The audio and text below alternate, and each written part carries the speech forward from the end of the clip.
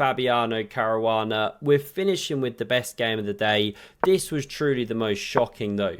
This one over in 19 moves. I even just did a dedicated video, but we got to chuck it in on this recap of the day here. Let's see what happened. Both players copying each other. Welcome back to day 3 of the Candidates Chess Tournament. The search for the World Chess Championship Challenger is on. We're going in on all 4 games in the open section. We're starting with Fabiano Caruana. We're finishing with the best game of the day. This was truly the most shocking though. This one over in 19 moves. I even just did a dedicated video, but we got to chuck it in on this recap of the day here. Let's see what happened. Both players copying each other. Fabi goes for this sideline with a queen check. Knight jumps out, and now we see this one attacked in the center. Now there's different ways to go. We see this one drop back and hit the queen, and this is some deep ninja prep because it allows takes with check. It allows this and this. Fabi is a pawn ahead, and after bishop d7, that's 2 pawns in the bag. That's a lot. Now this is the point. Wei Yi kicks back the knight because it was covering this square and he wants access. First nudges the queen, then bounces in the bishop, and it means the white king can't castle. He's got the legendary bishop bear, and there's pressure and initiative through the center of the board, as we can see. Maybe the queen becomes a target. So this is the battleground. Are Fabi's 2 pawns going to be better, or Wei Yi's marauding pieces? Rook g1 is now played. Super weird looking move, but you'll see the point now. g4 traps that bishop. It's why probably on the last move Wei Yi should have bounced it back already, but he didn't. At least if you're going to do this though, you have to now look at knight f6. Get that bishop out somehow.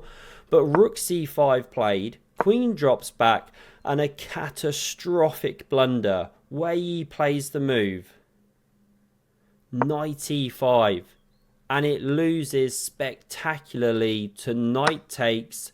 If bishop takes, trying to stop the rook lift, then you run into knight e4, hit the rook, hit the bishop. Bishop's lost. And if rook takes, like we see in the game, there's knight d1 and you're winning an entire bishop. Wei Yi resigned the game after 19 moves. This has got to be the most stunning candidates game ever played. Absolutely awful for Wei Yi. Tell me a worse one. Let's now jump to Andrei Esipenko and Matthias Bluebaum. Bluebaum with white, going for the legendary 14 draw sweep. Can he equal Anish Giri's record? Only time will tell. Another Queen's Gambit. We've seen a couple of these. Bishop goes on f4. It's solid stuff. Let's see how it develops. Can Bluebaum make anything of the isolated Queen's pawn? If you've never played with it, you should really try it. Don't be a big wuss. Let's see how things went. Well, I'm afraid to say pretty boringly. Once that pawn gets liquidated, there really isn't that much to say here. Bluebaum even finds himself on slightly the worse side of this game. But it's very level, very symmetrical as we can see. Loads of stuff going into the blender. Sure, there might be some intricacies here that I'm not doing justice, but you get the idea. Shuffle, shuffle, shuffle, equal pawn structure, draw agreed on move 41. Don't think they can agree a draw before like 30 or 40 moves or something. Someone keep me straight. So let's jump to Don't Look. This one. Giri versus Hikaru. Hikaru finally gets a white. He's had 2 blacks. He opens with an English. And after these opening standard moves, lovely horse box on the board. We love to see it. This was played. What a stinky looking move. Now many players have played it, including the great Magnus himself. And white finds themselves playing a Sicilian, but with colours reversed. Think a Najdorf pawn structure. Different knight hops available. Somehow after this one, bishop g4, we wind up in a position that's only been seen twice in the Chess.com database. Seems weird, because it looks so common and standard. Hikaru stacks the bishops up, And now an unusual looking move, you know, why not bishop e7? Queen d7. Surely Giri's not castling queenside. Walking into this sort of stuff. Let's go. He takes here. This is how the game went. And now he went knight d4. He didn't castle queenside. So why did he start with queen d7? I don't know. Is it about extra control of the g4 square? Is he just teasing? Probably some deep idea. Either way, he's dominating the d4 square. I mean, it seems such a strange way for white to play. Unless, can you achieve f4? This is what Hikaru might be looking for one day. Shades of that, what's it called? Sveshnikov. Those kind of Sicilians. Kalashnikovs. Get mixed up with which is which. But the general idea is you get some trouble on the queen side against black's majority often, but you counterplay on the king side with colours reversed. Anyway, Hikaru's going for that dark squared bishop. He soon picks it up. Rook e1's on the board. Rook a c8. What's going on here? h3. Surely we're not going to get f4. The aggression of it. This now prevents it. Kind of. It opens up the tension. Knight takes. Pawn recaptures. Can we now go f4? Probably not. There's a problem with the pawn. So that's why we see it defended with bishop f1. Pawn c5. Can we now go f4? Does it work? Maybe. Queen e7. This probably doesn't help our bishop pair. We want to be opening the board, not closing the board with bishops. So okay, I guess Hikaru rejected it, saying I don't think this is enough of an attack. If I close things, it helps the knights. So instead he goes for queen e2. And here you just feel that Giri really needs to just reach under the table and reach the pieces on the table and really metaphorically get Hikaru by the kahunas, by the you-know-whatsies, and just start going to work. Squeeze the position, squeeze the life. Instead, he plays knight c6. He had other options to sort of keep tension, find a pawn break, do something spicy. But he allows the bishop to simply take that knight. Yes, he's pressing still a little bit. Even though Hikaru gets the break in, kicks back the rook. He's got these pawns rumbling. This is still a long-term weakness. This is still a pretty bad bishop. But is it enough? Can Giri actually work a kind of Magnus magic? Well, I'm afraid to say it's not. He had the option to create a passed pawn. But when you run the lines, Hikaru can round it up. This is how things went. Load of liquidation. And here they agreed a draw. Because takes, and this is a dead drawn position. No issues on f2. Knight's got to move. I'm afraid it was a draw. But you feel like Giri could have pushed a bit there. Made Hikaru sweat. Either way, Hikaru's really struggling. Keeps coming out the worst side of a draw. Or a loss even against Fabi in round 1. Let's jump to Prague versus Sindarov. Two youngsters, and this was the game of the day. Now, fair play to Prague. He is just shaking it and baking it in the opening every single time. Why do they start with this? Well, it stops bishop g5 stuff after the Carlsbad pawn structure, and therefore the bishop ends up on f4 here. Yes, you could go to g5, but you've already had to commit the knight to f3. If you wanted that knight on e2, you'd have had to push e3, but then you blocked the bishop. So this is the subtle thing of bishop e7, castles, e3, and now c5. We get one of those rare and beautiful sights, the pawn cube, aka the pube. Now it's shaved, very standard stuff at the top level. a3, knight c6, allowing this one. We don't yet see it. The queen comes to c2. Is this on the way? Rook e8. Is this on the way now? No, bishop g5 instead selected. e5 was perhaps coming. This puts pressure here. This puts pressure on d5. And that's why we see in response, pawn to d4. Punching through the middle there. And it gets super sharp. You could castle queenside here. It's a really rich and interesting position. I'm sure this featured somewhere in some world championship or something. Fabi on the black side, maybe against Magnus. It's kind of ringing a bell. But this is how this game went. Knight e4, only move to keep an advantage for white, as you can see. And that's the thing about such lines, you have to tiptoe carefully. Queen f5, surely this is the idea. Well, no, then you lose your queen. So is bishop d3 the idea? Yes, very playable line, but not played. You know, Prague continues with the home cooking. And before you can say, what are you doing?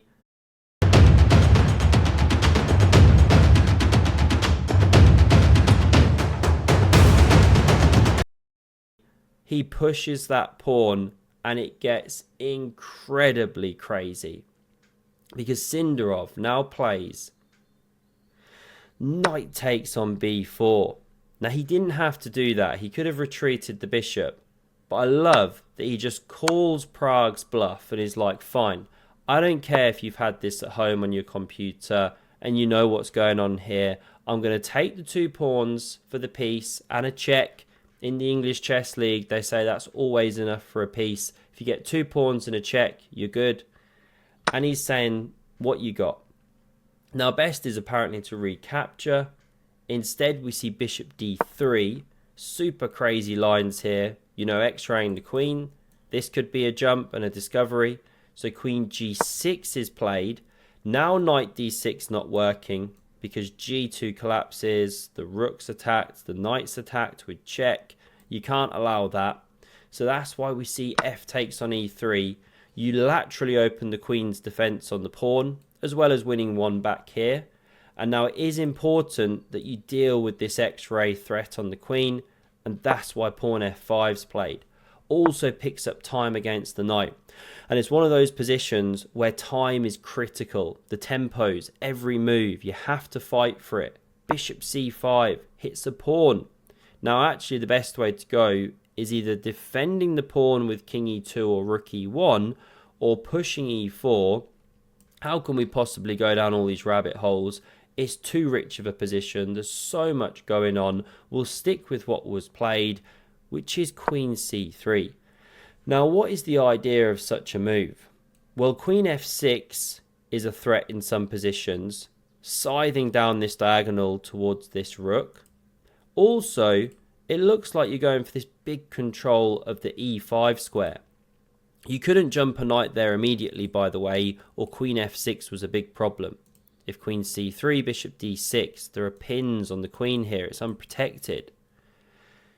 But there's a problem with this way of playing as well. And it's not taking the pawn. That loses too much time. You have to start getting your bits out. You are also a piece down, so you have to get your central pawn majority rolling. What's the move?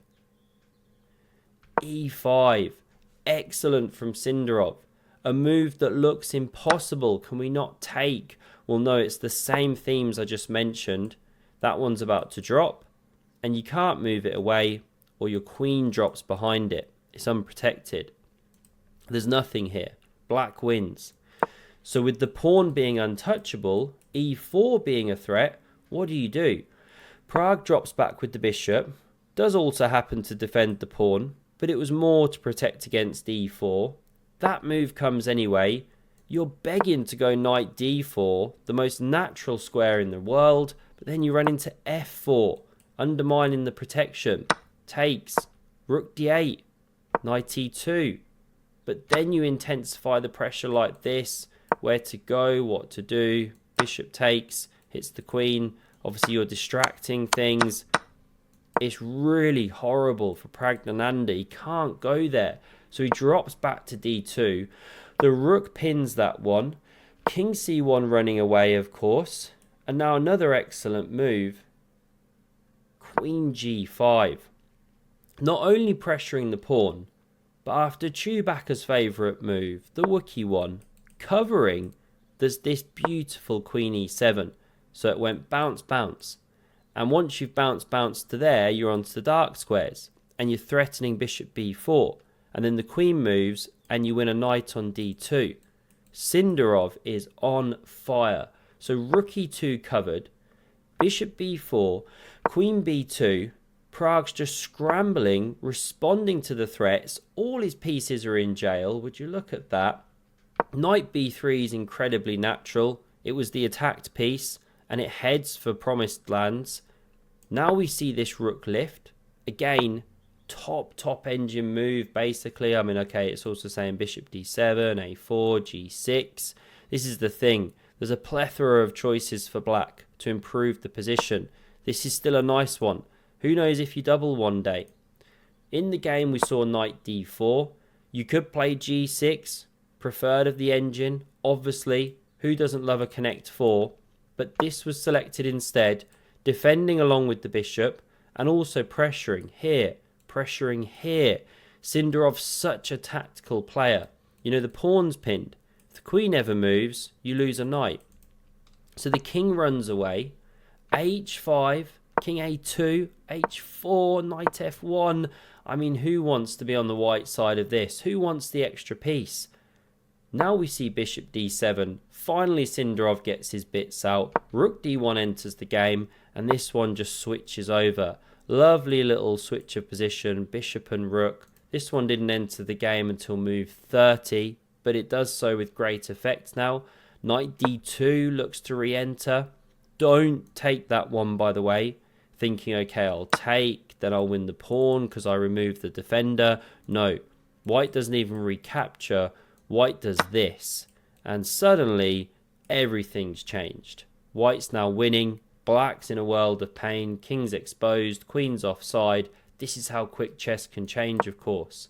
So we saw rook b6 hitting the queen. You can't quite do this because the rook's not actually protected, but all the threats are starting to loom. You know, queen f6 might come. Who knows, right? In the game, Prague actually cracks in this position. Apparently g3 is best. Very far from obvious that you should sack a pawn here. Knight b1 an idea. Bit more logical comes to mind. It's all very unpleasant. What if instead of designing thumbnails, you could just paste your YouTube link into our AI and it would create scroll-stopping thumbnails for you? Clickly is the fastest way to create YouTube thumbnails that actually get clicked. Instead of guessing, Clickly uses AI to do the work for you. Here's how it works. You simply paste in your YouTube video link. Clickly's AI scans your video to understand the content, emotion, and context. Then you choose a proven winning preset modeled after what's already working for the biggest creators on YouTube. Upload one photo of yourself and click generate. And in less than 60 seconds, Clickly creates scroll-stopping thumbnails with your face automatically placed and styled for maximum clicks. No design skills, no Photoshop, no trial and error, just proven designs powered by AI. And to give you even more options for your designs, you also unlock 2,000 proven winning Canva thumbnail templates. Fully editable, drag and drop, beginner friendly. So you can customize, tweak, and refine your thumbnails anytime you want. Normally, Clickly costs $588 per year, but during our limited time launch special, you get lifetime access for just $47. One time, no monthly fees, no subscriptions. Try Clickly for 30 days. If you don't get more clicks, views, and subscribers, you get 100% of your money back. No risk. This $47 lifetime deal won't last. Click below, lock in your access, and start getting the views your content deserves with Clickly.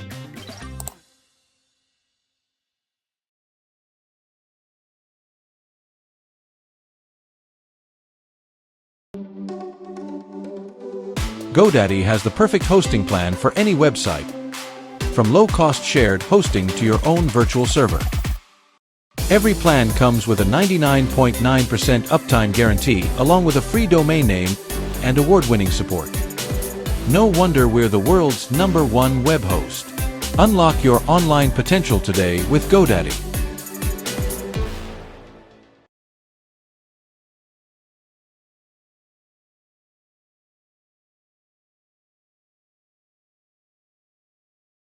Prague though plays low on time. Pawn c5. Now it's really understandable. Opening a diagonal to the king, but he also opens one to his own king.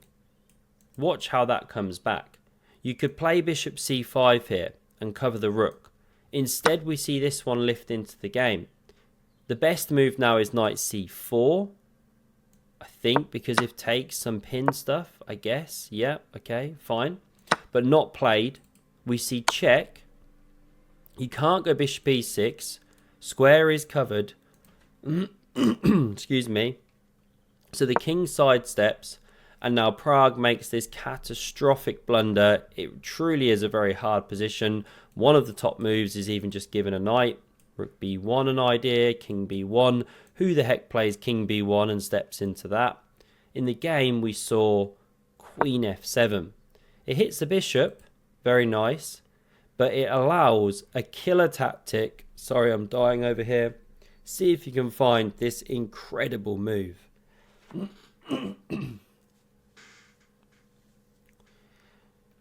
The killer shot played in the game is rook takes on c2. And the point is, if knight takes not played, then there's bishop e6 check and you win the queen. Sindarov is an expert blitz and bullet player, and this really helps him in such positions. We saw him do well against Esipenko, low on time, made that into a win. Let's run back. King b1 was played, but now you're just grovelling, holding on, waiting to resign really. Takes discovered check. You could easily resign here. This was how the game went though. We see a liquidation of pieces. Probably Sindarov had something even better. He went queen f6 and Prague resigned the game. Because although you level queens and rooks, look at the pawn count. You kind of have to take. You're going to get somehow checked or mated or horrible material loss if you keep queens on. Let's say like this. And black's 4 pawns ahead. Sindarov's playing some stunning chess. Him versus Fabi will be fascinating. What a day it was at the candidate